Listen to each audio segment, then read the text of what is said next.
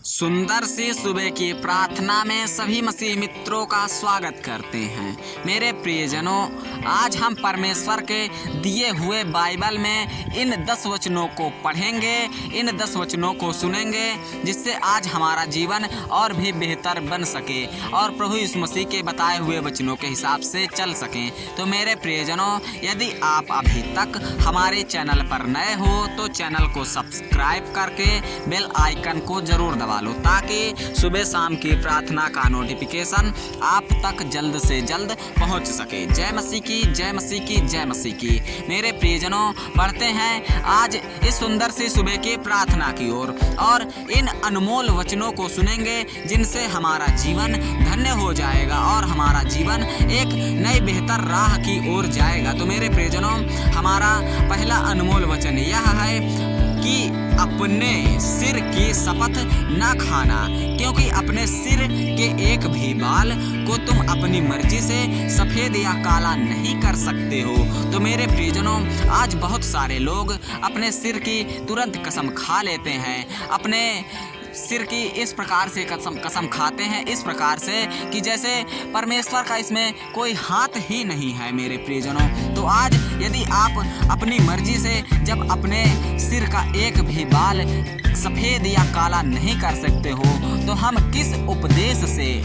परमेश्वर के दिए हुए इस शरीर के अंग की कैसे शपथ खा लें। मेरे प्रियजनों, तो आज हमें किसी भी प्रकार से, किसी भी कारणवश हमें शपथ नहीं लेनी है मेरे प्रियजनों, क्योंकि परमेश्वर का अनमोल वचन भी यही कहता है कि आज हम जब एक बाल भी खुद की मर्जी से सफ़ेद या काला नहीं कर सकते हैं, जो करेगा परमेश्वर करेगा, जो करेगा पिता करेगा, और प्रभु यीशु मसीह के द्वारा ही जो कुछ होगा वही संभव होगा। मेरे प्रियजनों, तो आज आपको किसी भी प्रकार से, किसी भी तरह से आपको किसी भी प्रकार की कोई शपथ नहीं ग्रहण करनी है, क्योंकि यदि आप शपथ ग्रहण करते हो तो आज ये परमेश्वर के वचन के और उल्लंघन होगा। मेरे प्रियजनों, जैसे कि आप दूसरा वचन देख लो, जैसे परमेश्वर का दूसरा वचन कहता है तुम दूसरों के अपराध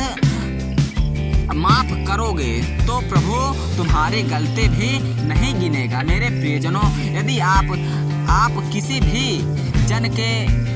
दुख में शामिल होते हो और यदि उनसे कोई पाप हो जाता है तो आप उन्हें क्षमा जरूर कर दें, क्योंकि जब पिता आपकी गलतियों को नहीं देख रहा है, परमेश्वर आपकी गलतियों को नहीं देख रहा है, तो आज आपको किसी भी प्रकार से किसी भी व्यक्ति पर कोई भार नहीं व्यक्त करना है, किसी भी प्रकार से कोई भार नहीं डालना उस पर, क्योंकि परमेश्वर कहता है कि यदि आप किसी को माफ़ करते हो, किसी को क्षमा करते हो, तो आज मैं भी तुम्हारी गलतियों को नहीं गिनूंगा। क्योंकि मेरे प्रियजनों, यदि आज हम गलती करते हैं तो वो परमेश्वर के द्वारा नहीं, परमेश्वर ही उनको करवाता है। यदि परमेश्वर हमको ठीक रखता है, सुरक्षित रखता है, और परमेश्वर कहता है कि यदि आप अपने सामने वाले को आज क्षमा करोगे तो आज मैं तुम्हारी गलतियों को नहीं देखूंगा। इसी प्रकार परमेश्वर का अगला वचन भी आज देखते हैं, जो लोग तुम्हारे लिए द्वेष की भावना रखते हैं उनसे भी तुम प्रेम करो, क्योंकि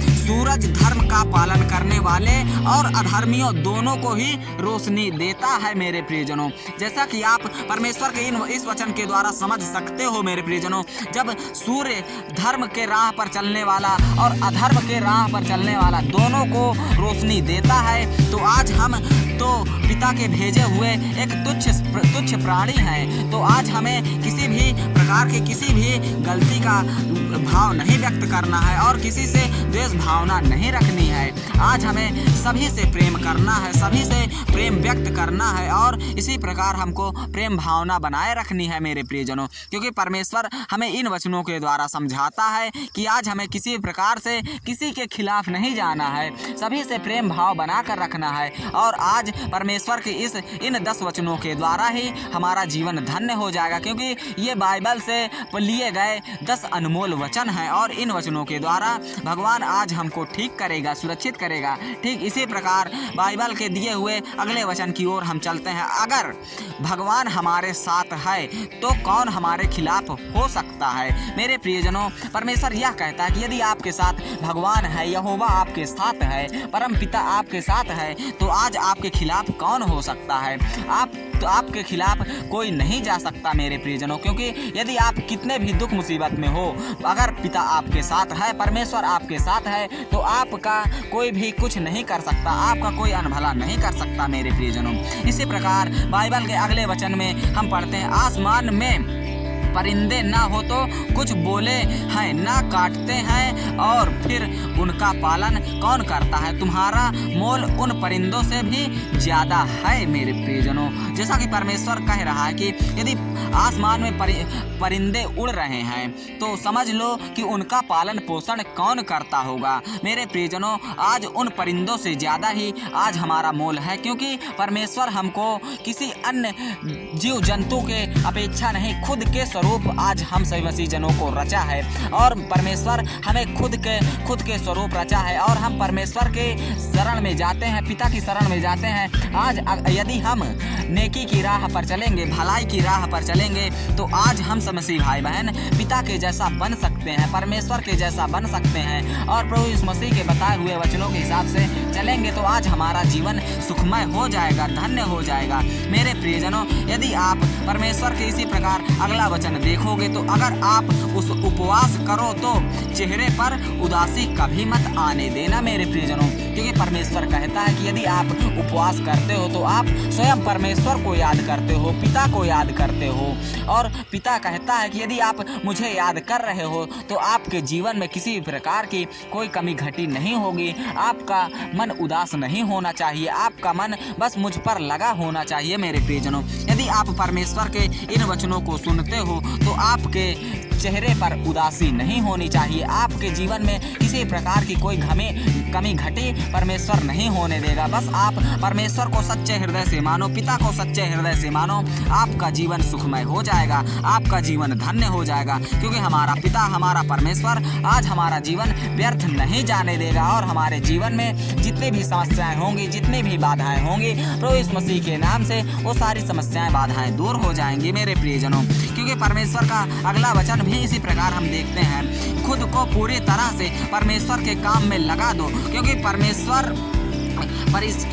ये परिश्रम व्यर्थ नहीं जाने वाला। ठीक इसी प्रकार परमेश्वर हमसे कह रहा है कि यदि आप पिता को मानते हो, परमेश्वर को मानते हो, प्रभु यीशु मसीह के द्वारा यहोवा की शरण में आते हो, तो आज अपना पूरा जीवन, अपना पूरा मन परमेश्वर की शरण में लगा दो, क्योंकि ये परिश्रम आपका व्यर्थ नहीं जाएगा मेरे प्रियजनों। यदि आपका यह परिश्रम व्यर्थ जाता है तो परमेश्वर आज आपको चंगा करेगा, ठीक करेगा और आपका यह व्यर्थ नहीं जाने वाला यह परिश्रम, क्योंकि पिता कहता है कि यदि आप परमेश्वर को मानते हो, पिता को मानते हो, तो आपको घबराना नहीं है। यदि आप घबरा रहे हो तो आप परमेश्वर को नहीं मानते हो, पिता को नहीं मानते हो। तो यदि आप पिता को मानते हो, परमेश्वर को मानते हो, तो आज आपको पिता के नाम पर परमेश्वर से विनती करनी है, पिता से विनती करनी है कि हे मेरे पिता, हे मेरे परमेश्वर, आज हमारे जीवन में तमाम सारी दुख, तमाम सारी मुसीबतें हैं और इन वचनों के द्वारा वो सारी मुसीबतें, सारी परेशानियां दूर हो जाए, क्योंकि आपका ये वचन हमें भलाई की राह पर चलने को कहता है, नेकी की राह पर चलने को कहता है। यदि आज हम सब मसीह भाई बहन नेकी की राह पर चल रहे हैं, परमेश्वर के बताए हुए वचनों के हिसाब से चल रहे हैं, तो आज हमारा जीवन ठीक हो जाएगा, पिता के नाम से हमको चंगाई प्राप्त होगी और इन 10 वचनों के द्वारा आप धर्म के मार्ग पर अवश्य चलने लगोगे मेरे प्रियजनों और आपका मन कभी व्याकुल नहीं होगा। आपको विश्वास बढ़ेगा परमेश्वर की ओर और परमेश्वर पर आपका विश्वास इतना गहरा हो जाएगा मेरे प्रियजनों कि इस प्रकार परमेश्वर आपका जीवन धन्य कर देगा और परमेश्वर आपको चंगा करेगा। आपके जीवन में, आपके परिवार में, आपके घरों में यदि जितनी भी समस्याएं हैं इन 10 वचनों के द्वारा, बाइबल में इन वचनों के द्वारा आपका जीवन धन्य हो जाएगा और आप